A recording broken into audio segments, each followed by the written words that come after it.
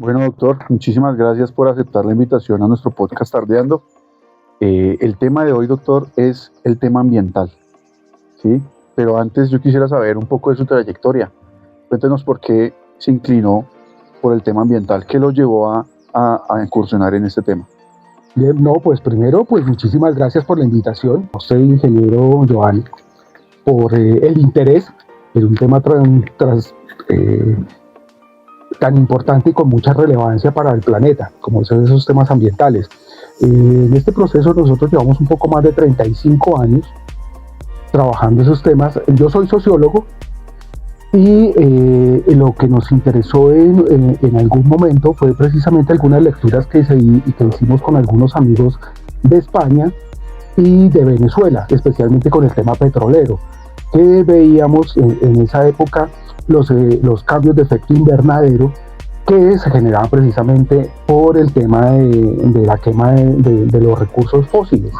Entonces, ahí empezamos a mirar cuál podría ser un nuevo modelo de economía y de desarrollo para la sociedad, porque lo que se veía con el análisis de algunos teóricos críticos era precisamente la contradicción entre capital naturaleza y capital trabajo. Y el capital naturaleza es porque básicamente este modelo de desarrollo se basa precisamente en la explotación de los recursos naturales. Claro. Y recursos naturales que en algún momento, hace 30 años, pero sí, hace 30 años la gente pensaba que eran inagotables, sí, que el agua era inagotable, que los suelos no se podían degradar y resecarse.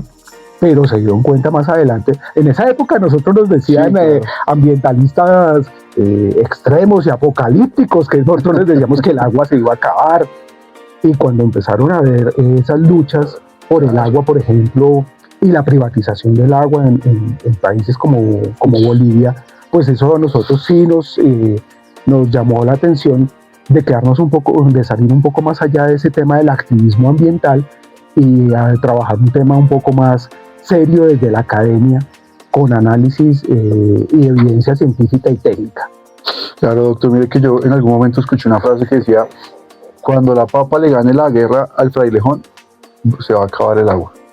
Porque es que algo que estoy viendo es que mucho está en tendencia que los cultivos de papa ya están llegando muy alto, ¿sí? O sea, no hay delimitaciones también hasta dónde llegar, porque hay un punto donde ya se topan con los frailejones y empiezan a tumbarlos, empiezan ya con la parte de cultivos, que no está mal, pero pues también en estos lugares pues hay que preservar también el agua, y los frailejones pues son los elementos que literalmente absorben el agua del ecosistema y la convierten en líquido. Sí, hay un conflicto ahí entre el sector campesino y el sector ambiental, sí, desde el tema de la conservación, pero es un conflicto que realmente está mediado es por la política pública ambiental, que realmente las autoridades ambientales que deben ejercer el control y el apoyo en los temas técnicos, por ejemplo, a los campesinos, no se está brindando en ese sentido, y especialmente con respecto al tema de los páramos. Entonces, ese ha sido una de las grandes dificultades que se ha tenido, especialmente en Cundinamarca, el páramo de Guerrero, el páramo de Sumapaz, el páramo del Verjón, en la parte de los cerros orientales. Eso ha sido un gran conflicto porque el campesino, con el desplazamiento también de la zona de la expansión urbana, sí, señor, entonces hace que también se vaya corriendo la frontera agrícola hacia estas zonas de los ecosistemas de páramo. Entonces, ahí es un problema que hay que resolver, es un reto grande, que ahí ya entrando ya en materia, ese es uno de los retos que tenemos como sociedad que resolver. Claro, y es que, o sea, también son problemas sociales, ¿no? O sea, cuando una ciudad se expande y no se tiene control sobre ella, también pues obliga a estas personas también a movilizar sus cultivos, ¿sí? Es un lío que tiene la sociedad las ciudades del siglo siglo XX y las del siglo XXI. Y es y especialmente Colombia con un tema que aquí empezamos a asociar el tema, usted bien plantea, el tema social del conflicto armado, hizo que muchas comunidades, muchas familias se desplazaran hacia los perímetros urbanos, ¿sí? Entonces, ¿eso qué hace?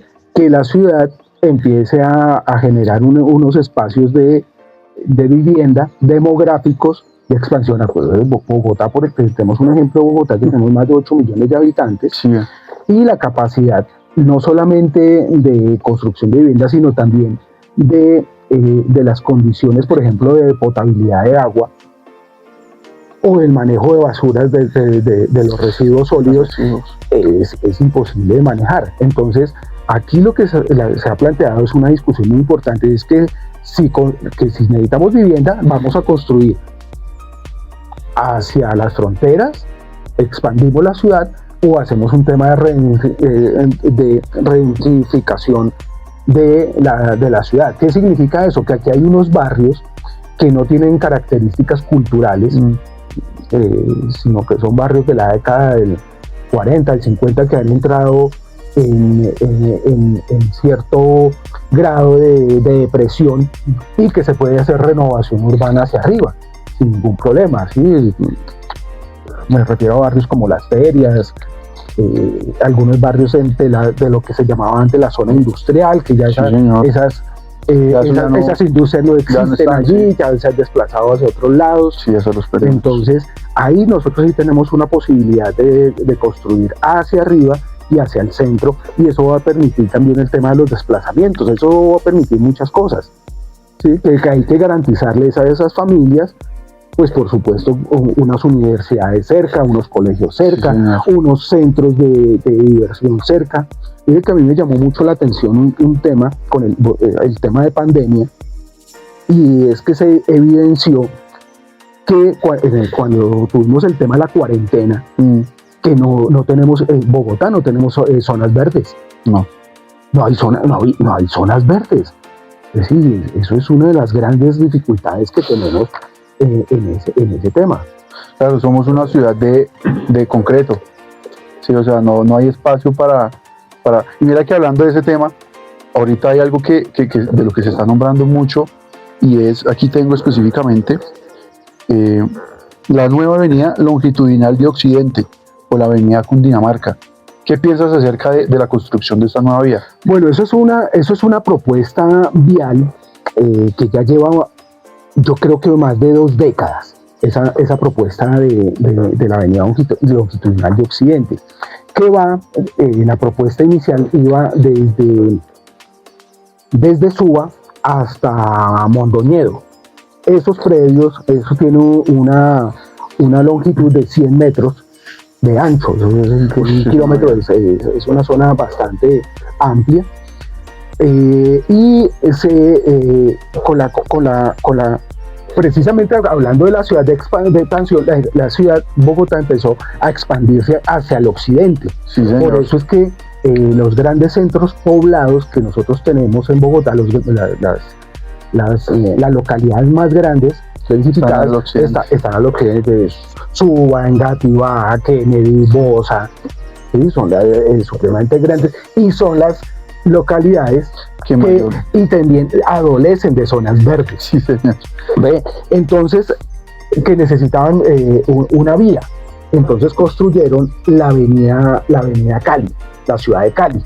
Sí. Pero la ciudad de Cali se colapsó, quedó pequeña, porque la ciudad siguió expandiéndose y creciendo hacia el occidente.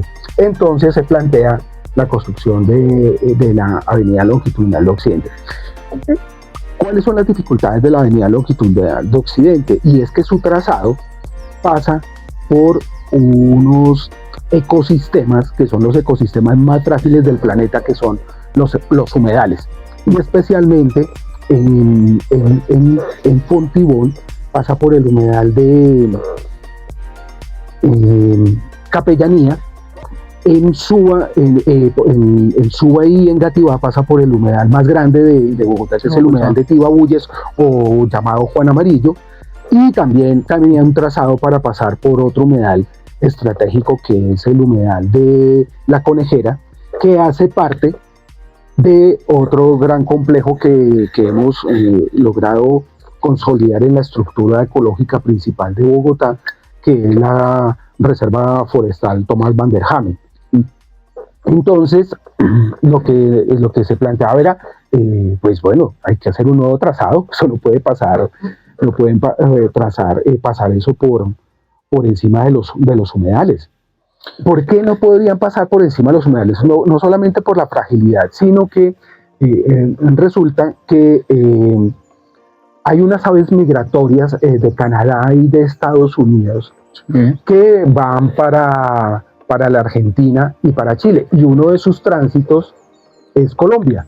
Y resulta que esas aves, su guía, su hoja de ruta, va por eso, son los cuerpos de agua, y son los humedales, y ellas van mirando cómo hacer las paradas estratégicas de su ruta, o las paradas, o por dónde tienen que cruzar. Entonces, por eso, pasarle un puente encima es taparle, claro, eso es afectar también el cuerpo de agua totalmente. No, doctor, y de pronto también la consecuencia de la construcción, toda la parte de los residuos, toda la parte de, por ejemplo, el concreto, o sea, cómo se puede recuperar un ecosistema después de que le pase una montaña de cemento literalmente por encima. Sí, desafortunadamente en la administración anterior, con una visión bastante absurda, se crearon unos proyectos pues, con un nombre bastante en contravía de lo que se planteó, que se llamaban los corredores verdes, pero era un corredor verde, era meterle unos senderos peatonales hechos en pilotes de concreto en los humedales. Y eso pasó con el humedal de Tibabuyes. Es decir, hubo una movilización social y una artillería jurídica por parte de algunas organizaciones ambientales y de algunos ciudadanos ambientalistas muy fuerte. De verdad que yo estoy gratamente agradecido con estas compañeras y compañeros. Hubo movilizaciones muy fuertes, campamentos en torno al cuidado de estos ecosistemas, pero desafortunadamente quedaron ahí esos pilotes que no sabemos el daño tan profundo que se le hizo, el retroceso de más de 30 años, yo creo que a los ecosistemas del país, de Bogotá. Pero volviendo al tema de la avenida longitudinal, quería señalar lo siguiente.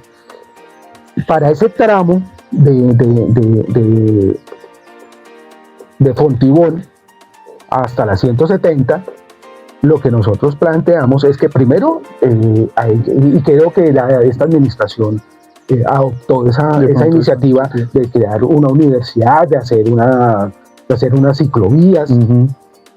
Nosotros estamos proponiendo que eso tiene que ir con un concepto que logramos incorporar en el nuevo plan de ordenamiento territorial, que es el de bosques urbanos, porque eso va a permitir realmente consolidar, vuelvo insisto, el tema de la estructura ecológica principal, ese bosque urbano, también con el tema de polinizadores. ¿Por qué que nos interesa mucho el tema de polinizadores? Porque es que resulta que Colombia, igual que otros países que estamos en la parte del trópico, somos muy biodiversos, pero entonces nos dicen, oiga, pero si ustedes, ¿por qué se preocupan si ustedes casi no contaminan y porque están pidiendo protección en esos espacios? Y es que resulta, listo, sí, nosotros de pronto somos de los países que menos contaminamos, pero es que resulta que somos de los países más frágiles, precisamente por nuestra biodiversidad. Y los grandes, las especies que más se afectan por el tema de cambio climático son los insectos. Y resulta que esa es nuestra fuente, nuestra base de vida. No solamente las abejas, sino el resto de los insectos. Entonces, por eso es que necesitamos proteger esos nuevos jardines hechos con plantas nativas. Y aquí, desafortunadamente, se tiene una concepción de traer plantas foráneas. Y seguir construyendo, sembrando árboles foráneos, cuando nosotros lo que tenemos es que empezar a trabajar todo. árboles y plantas nativas. Claro, doctor, mira que este es un tema que es muy, muy extenso, ¿sí? Y lamentablemente pues no se le ha dado, no se le ha dado de pronto también por parte del Estado mucha fuerza. Hoy en día de pronto ya se ve mucho más la conciencia, y es que hay una frase que dice mucho, y es que las nuevas generaciones futuras son las que tienen que planear el tema del cambio climático, ¿sí?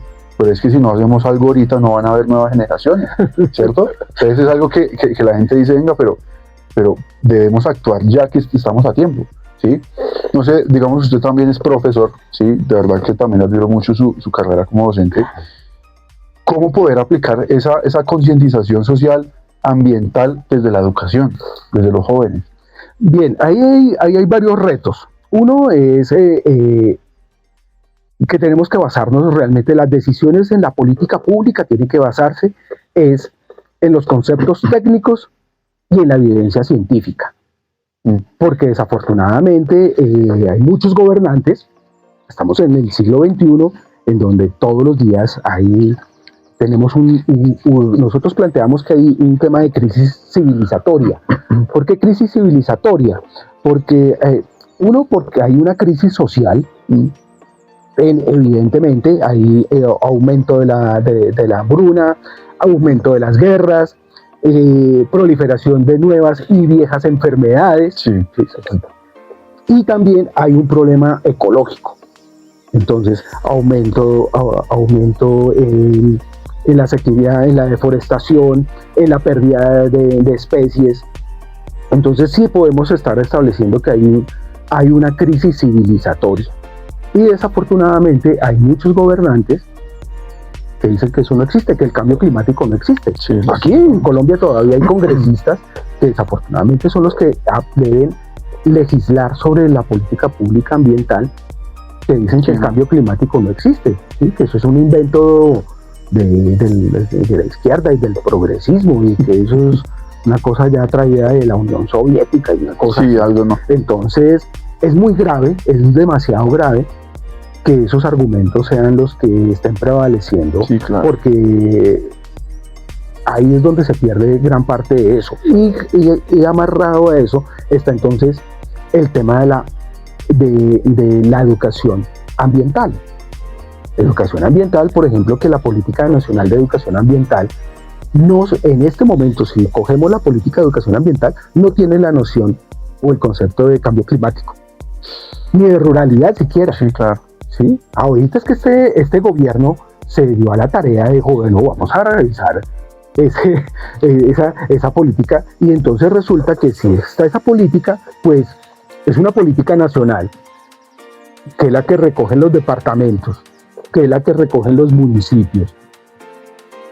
Pues, y si no tiene el tema, el cambio climático, sí, no se va a abordar. Pues eso está totalmente en contra ya, pero es para que nos demos cuenta cómo esos gobiernos anteriores, de espaldas totalmente a lo que estaba sucediendo en la realidad ambiental del planeta, a la discusión que se debería dar. Por eso es que el tema de la transición energética es importante, es necesaria e incomprensible aún. Sí. Por eso es uno de los retos que tanto las instituciones educativas de primaria, secundaria y universidades deben empezar a incorporar, y que sea transversal, no únicamente para los biólogos o los ingenieros forestales, sino eso aquí los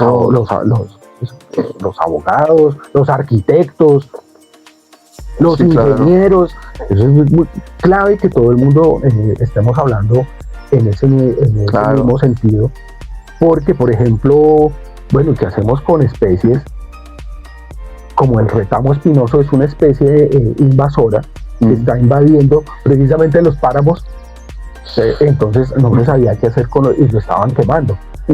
Y entonces eso, pues, pero resulta que, por ejemplo, la Universidad Javeriana, en el tema de la investigación, encontró que puede transformar eso en papel. Okay. Sí, es decir, eso ha sido un avance maravilloso. no sé cómo estará, no le puedo seguir el rumbo a eso, pero aquí hay que basarnos en nuevas alternativas, y para eso los jóvenes sí son, ahí sí necesitamos los jóvenes que estén haciendo ese tipo de trabajo. Desarrollos. Claro, doctor, ¿no? Y mire que también teniendo en cuenta, y es que los jóvenes son los que van a tener el dominio del país en un futuro, ¿sí? Y qué mejor que ellos también conozcan y se concienticen de esta parte ambiental y de este impacto que es de todos, ¿sí? Directamente todos desde nuestros hogares, no hay ninguna persona que no genere residuos, ¿sí? Entonces muchas de esto es parte también de la conciencia de cada persona, de entender también el impacto que él tiene en su ecosistema, así sea viva en un apartamento o viva en una finca, ¿sí? Que conozca el impacto que también puede generar y genere aportes también, así sean pequeños, pero en comunidad se vuelven aportes grandes, ¿cierto? Doctor, tengo una pregunta, y es hablando, por ejemplo, de la industria del papel, la deforestación. Se ha venido hablando que, por ejemplo, en el Amazonas cada vez hay más deforestación, ¿sí? Y eso también, pues, afecta bastante al ecosistema, y mucho más de pronto a esas especies animales que se les está invadiendo también su ecosistema. Sí, yo no creo que tanto sea el tema de la producción de papel, el tema de la deforestación. Nosotros creemos que hay otro modelo, y es precisamente que desde los inicios de la nación tenemos un modelo extractivista en el tema económico. Hay que volver a ese punto muy clave. ¿Qué es el tema extractivista? Que nuestra economía se basa precisamente en la extracción y en la venta de los recursos naturales, y especialmente de los recursos fósiles, del petróleo, del gas y de los minerales. Ese es nuestro modelo, igual que casi todos los países de América Latina y los países del tercer mundo, en África. Entonces, al tener ese modelo, resulta que, por ejemplo, en la Amazonía, ese es uno de los modelos, el modelo extractivista de esos recursos. Y el otro modelo económico que tenemos es el modelo de la ganadería extensiva. Exacto. ¿Sí? Entonces, cuando nuestros suelos son suelos con vocación agroecológica. Sí, claro, fértiles. Claro, para comida, sí, no solamente para el consumo interno, sino también para exportar. Pero resulta que aquí tenemos un modelo en donde no hubo una reforma agraria formal, y entonces esos grandes latifundios se dedicaron a la ganadería extensiva y al tema de la extracción de los recursos naturales, especialmente de los recursos fósiles.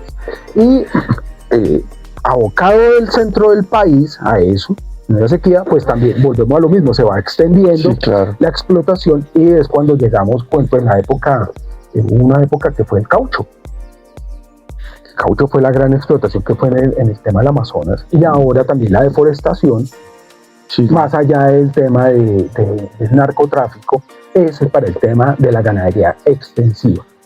Entonces, ahí también tenemos un problema de la dieta, de la dieta de consumo. Sí, claro. Sí, es decir, bueno, listo, algunos comemos carne de res, pero bueno, toca mirar a ver entonces qué otras posibilidades hay. Pero si tenemos contaminados los ríos y los mares, entonces hay que hacer todo un engranaje de realmente cómo blindamos a las familias en el tema alimenticio. Claro, doctor, y es que hablando de este tema, o sea, este tema es bien interesante, porque siempre, como dices, la cultura extractivista de estos países en general, de América Latina, estos países del tercer mundo, ha impactado tanto social como ecológicamente el país, ¿sí? Por ejemplo, digamos, hay zonas donde llegan estas grandes industrias extranjeras, extraen los recursos naturales, ¿sí? Ya sea petróleo, carbón, bueno, también en la parte del oro, las esmeraldas en Boyacá. El coltán para el tema de los celulares. Imagínense. Sí, o sea, entonces se contamina el agua, se daña el suelo, porque cuando se genera toda esta parte de la extracción de petróleo, creo que también ese perímetro no vuelve a crecer nada, ¿sí? Y muchas de esas, de ese modelo económico, en algún momento se va a acabar. ¿Y qué va a hacer de un país que ya no tenga ese tipo de recursos? ¿A qué se va a dedicar? ¿Sí? O sea, ahí es donde, como dices, hay que empezar a buscar, porque tenemos tierras también que están como quien dice, improductivas, y que se tienen efectivamente para la parte del ganado, para empezar a producir comida, ¿sí?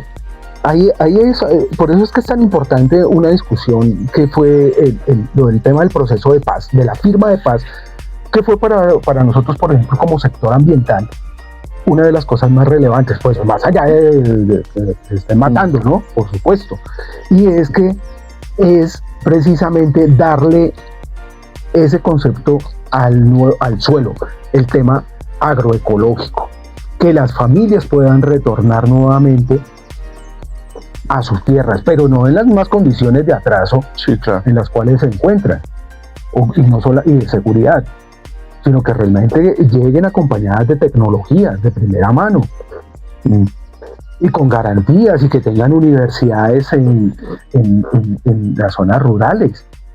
Eso es lo que necesitamos de ese nuevo campesinado que retorne ahí. Por eso es que es tan importante, pero por eso es también que algunos sectores económicos, extractivistas, el de la ganadería extensiva, si ustedes ven, y en algunos sectores de manifestación política, se niegan a ese proceso de paz, sí, claro, a que se cumpla con ese proceso de paz, porque tienen unos intereses ahí económicos, sí, al respecto. Y saben que al retornar a las tierras, estos campesinos, además que son desplazados, ¿no? Sí. La gran mayoría, como lo han dicho las investigaciones, han sido desplazados por la violencia. Y desplazados por la violencia y por sectores también armados, paramilitares y asociados hasta multinacionales, que se ha evidenciado también en las denuncias que se han hecho tanto en Estados Unidos como en Europa, de el asocio de algunas multinacionales financiando el paramilitarismo en algunos sectores del país, especialmente en la costa atlántica. Claro, doctor, es que, o sea, este tema, y mire que no es solamente, por ejemplo, he escuchado muchas noticias y muchas personas decir que mándelos para el campo, ¿sí? Pero es que no es retornar a la gente hacia el campo por retornarla, como dices, o sea, hay que garantizar también que si ellos van a volver, ¿sí? Garantizar toda la parte tecnológica, ¿sí? Que ya dejen de ser un campesino que genera un cultivo poco tecnificado, que se vuelvan granjeros, ¿sí? Entonces que ya tecnifiquen sus cultivos, que sepan cómo generar producción constante en el año. Con eso pues obviamente industrialmente lo podemos hablar, ¿sí? Para que tengan una producción total, ¿sí? Entonces pueden generar por estaciones o por lotes de producción, y con eso pues cubrimos la necesidad inicialmente del país, de la economía interna, y ahí podemos empezar a exportar y empezar a impactar también internacionalmente con los productos. Por ejemplo, las frutas. En Europa una fruta es costosísima, y aquí uno va por la calle y va pasando por la finca y en el piso uno la levanta y se la come.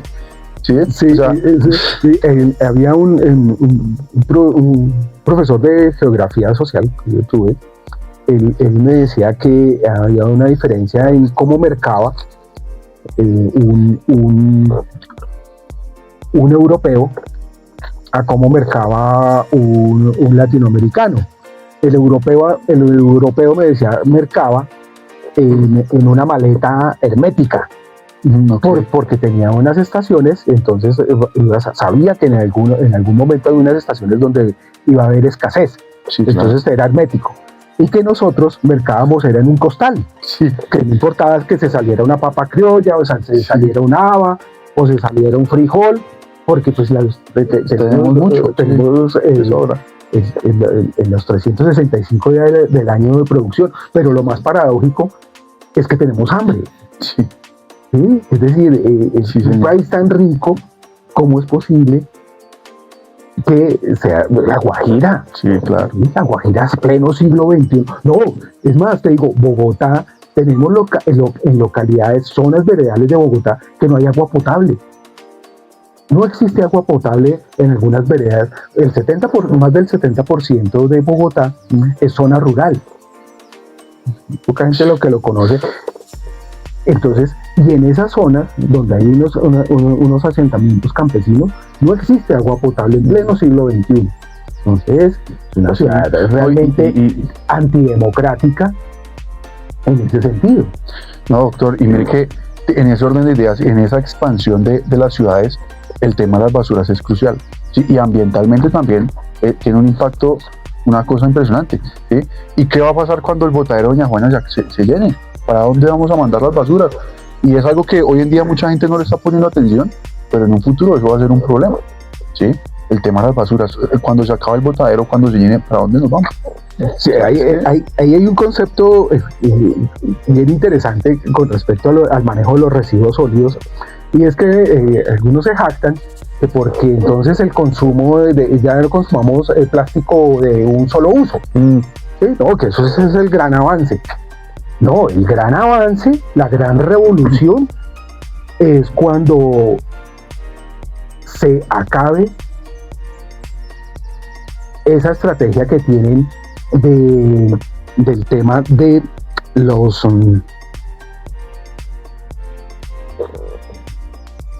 ahora que arranco. Sí, corte ahí. Cuando se acabe la noción de la obsolescencia programada. Cuando logremos hacer eso, realmente haremos un avance significativo en el planeta. Sí.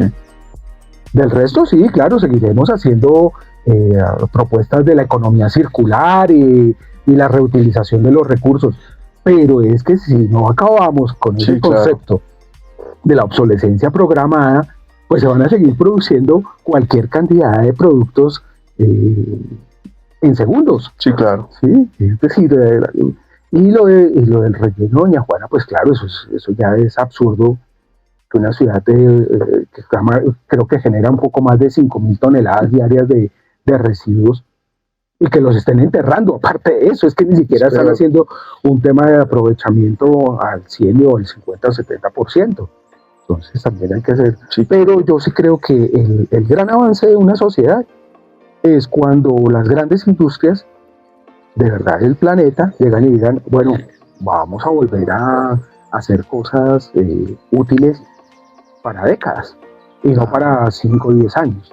Yo estuve mirando, por ejemplo, en la zona de La Guajira, lastimosamente se ven muchos temas, ¿sí?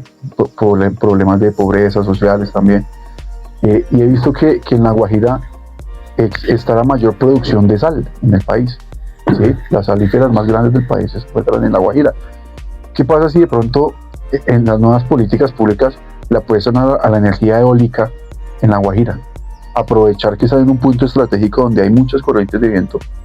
¿Cree usted que es viable que allá se pueda aprovechar estas estrategias? Sí, es más, allá hay un parque eólico hace mucho tiempo, pero lo que digo, no se comparte eso con las comunidades. Sí, es decir, es una cosa totalmente ajena a las comunidades indígenas que están allí, que son las que sufren y no tienen ningún beneficio. Pues tenemos el Cerrejón sacando carbón, pero lo paradójico es que supuestamente es una de las grandes exportaciones que hay de carbón, de ingresos aparentemente para el país, pero miramos las poblaciones que están ahí a menos de 1 kilómetro en la miseria absoluta, ¿sí? Es decir, eso es lo más paradójico que puede existir, ¿sí? Que en esos sitios de grandes explotaciones, que dicen que es el boom y que van es donde llegan las divisas para el país, pero uno va y mira las poblaciones alrededor y es donde más miseria, pobreza, violencia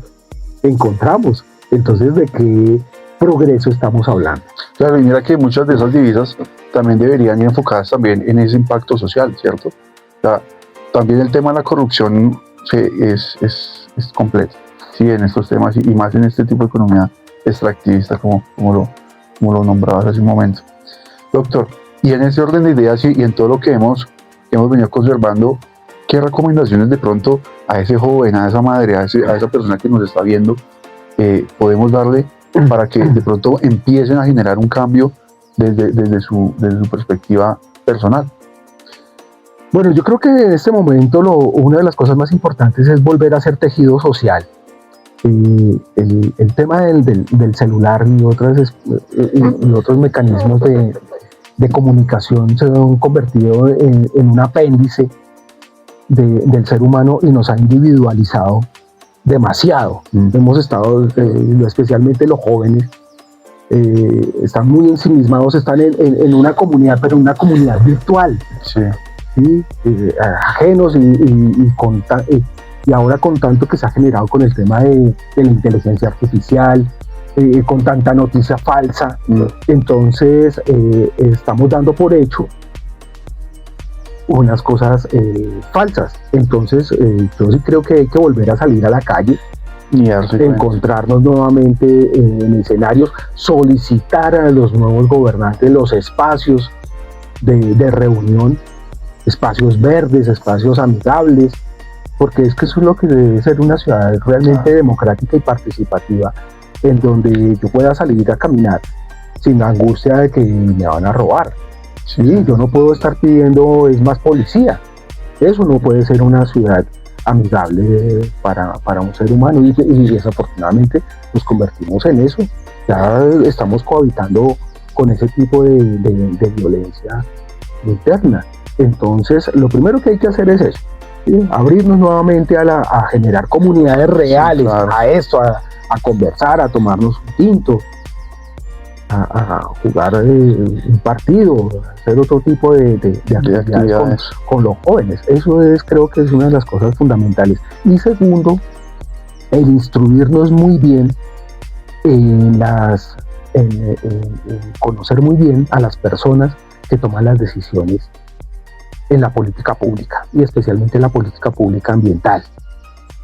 Si son las personas idóneas, si están basadas realmente en la protección del patrimonio natural, o tienen unos intereses totalmente contrarios. Entonces, a eso me refiero, es que hay que participar democráticamente en los derechos de elección y saber votar, y votar bien. ¿Sí?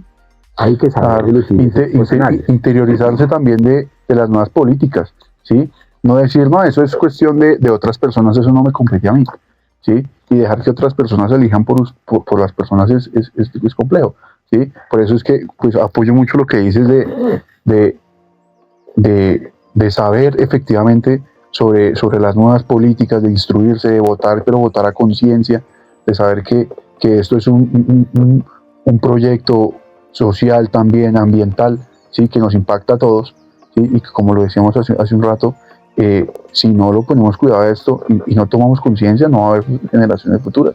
Esto es el ahora, y hay que seguir tomando acciones, y muchas gracias también, doctor, por este espacio. De verdad que es muy chévere aprovechar estos momentos también para conocer de pronto esas perspectivas y aprovechar de pronto ese conocimiento y toda esa instrucción que nos está dando. Me parece que es algo fundamental, y aplaudir de pronto el trabajo también que hace desde su formación y desde todo su trabajo, que podemos acá durar aquí un buen rato con toda la trayectoria que tiene, doctor, pero de verdad que ese trabajo es algo que es con sentido social, y de verdad que es de aplaudir y admirar. Muchísimas gracias por la invitación, y a la universidad, de verdad, felicitarla por estos espacios. Es precisamente esta la vida universitaria. Sí, es parte de la vida universitaria que se merece este tipo de discusiones, lo que usted bien señala, que no puede ser a espaldas de una comunidad educativa. Eso es fundamental, que tiene que ser, los temas ambientales tienen que ser transversales a cualquier carrera o profesión que se quiera acceder. Los jóvenes, y sobre todo los maestros, pues tendrán que hacer un gran esfuerzo por hacer este tipo de discusiones. Bueno, muchas gracias.